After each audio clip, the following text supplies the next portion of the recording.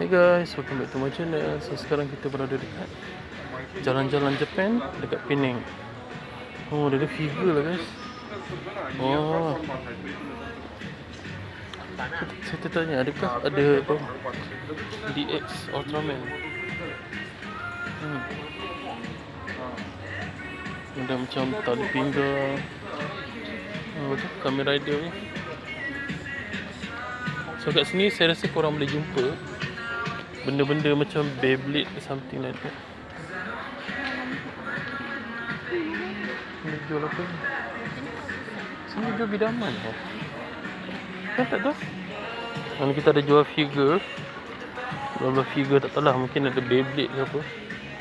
Jom kita jalan. Kita bawa korang jalan-jalan. Ni kita ada bahagian Tomica. Saya kira mainan daripada Jepun lah. Maybe tak ada kat Malaysia. Korang kena pandai cari. Macam ni kita ada kat bahagian Kamen Rider. Okay, kita ada Sofobi. Tapi condition dia teruk sikit lah. Okay. Kita ada jual apa ni? Ni pun sebelah ni ada Sofobi juga. Sofobi.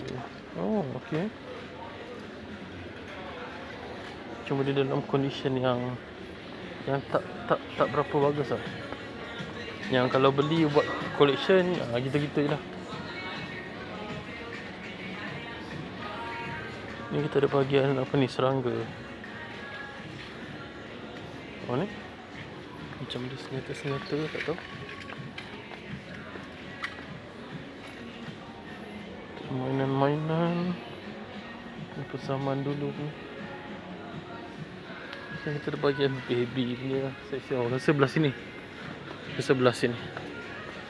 Okay. Kita sampai ni kita tak terus ni dah makan. Kita jalan-jalan dulu. Tengok ada apa. Ni Tomica. Okay. Saya pun tak berapa tahu sangat. Ini adalah mainan-mainan collection. Di zaman saya kecil dulu. Kan maybe kita tak pernah nampak. So let's see, kita cari. Maybe ada Beyblade zaman dulu ataupun bidaman. Kan masa zaman saya sekolah dulu.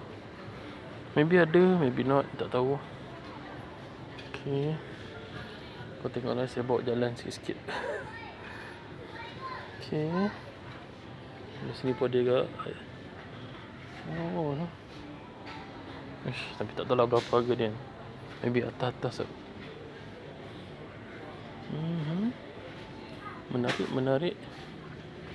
Menarik, tertarik. Semua ada. So kat sini juga korang boleh buat duit. Ya, korang boleh buat duit dengan menjual kembali. Repair sikit, jual balik. Cuma saya tak jumpa nak bahagian Beyblade dekat mana. Kan? Kot tak ada. Kot lah.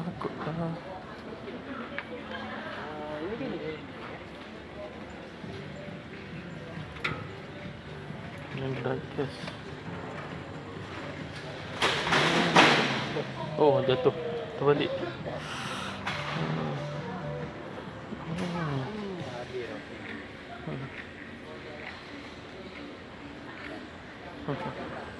Nanti Ultraman apa? Op tadi. Tu. Macam tarik itu kan. Ultraman. Satu je lah saya jumpa. Yang lain tak ada lah. Apa yang terbalik tu? Tu ada Kaiju guys, Zerganoid. Cerita series final boss Ultraman Dyna. Ada Bolton. Oh, goodness. Dia jual cut something. Okay, dah jom. Jom. Bye-bye.